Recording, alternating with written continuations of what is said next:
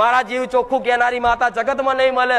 બધા તો આમંત્રણ આલશે કે આવો આવો આવો આવો, તમારા દુઃખ મટાડી આલીશ। હું એવું કહીશ ના, જેને મારી પર વિશ્વાસ છે, જેને મારા શબ્દો પર વિશ્વાસ છે, એના જ દુઃખ મટશે, નકર બીજા ઓટા પેરાના આશીર્વાદ જ થવાના, બીજું કશું નહીં થાય।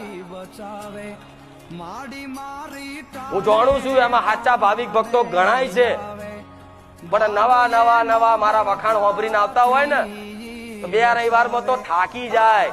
અહીં હારો નંબર નહીં આવતો, ભાઈ તારો અહીં મેરાય નહીં પડે, ચોય નહીં પડે, જો અહીં નહીં પડે તો ચોય નહીં પડે।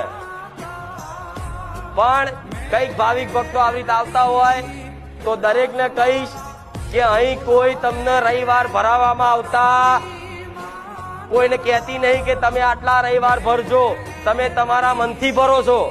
મનથી ભરો છો ને, કોઈએ કીધું કે 11 રવિવાર 25 રવિવાર ભરજો।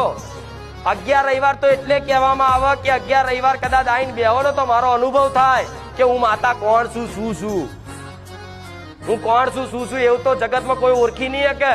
પણ મારે પરચાની, મારે વાતોનું, મારા જ્ઞાનનો થોડો ઘણો અનુભવ થાય ને તો તમને અંદર આત્માથી એવો વિશ્વાસ આવશે કે આ સાનિધ્ય બારેજા ધામ એટલે મારા માટે પરફેક્ટ।